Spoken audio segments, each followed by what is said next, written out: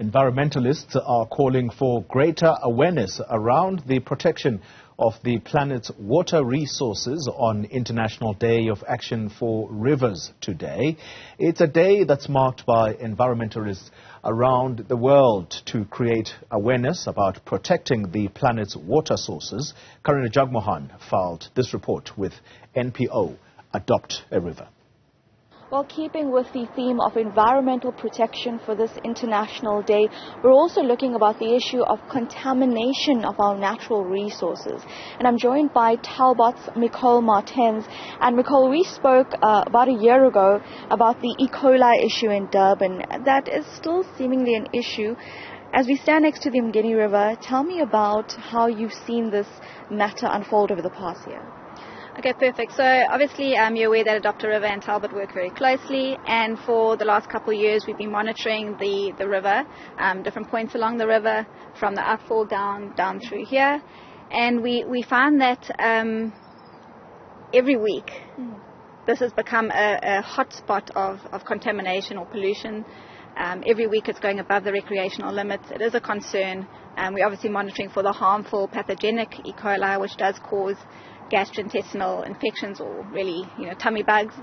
So monitoring of the river is so important, because not only for the aquatic ecosystems, but also for the communities that rely so heavily on the water for recreation, for drinking, or just their general livelihoods. So, for example, the Mgeni River, about last year, we knew that there was quite an increase in E. coli, harmful E. coli, like you say. So, at this moment, what are those levels now, according to your testing?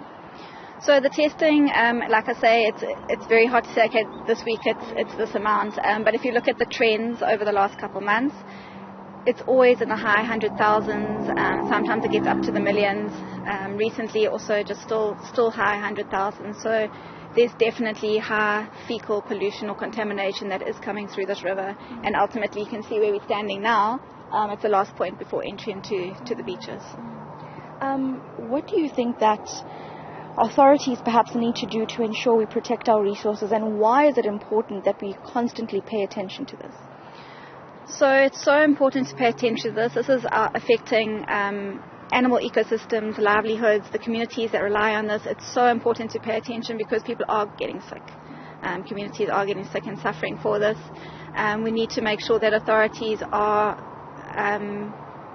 fixing the treatment works and making sure that they are sending out effluent that is treated and at levels that are safe for humans to be able to swim in the rivers, and obviously the beaches as well.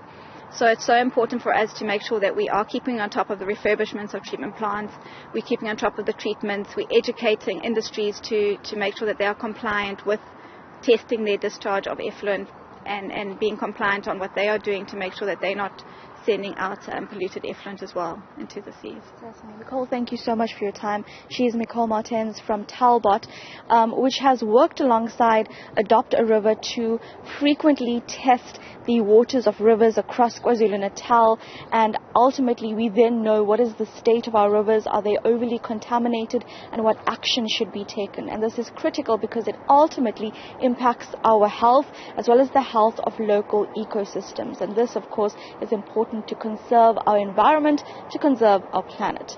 For Newzroom Afrika on Channel 405, I'm Karinda Jagmohan in Durban.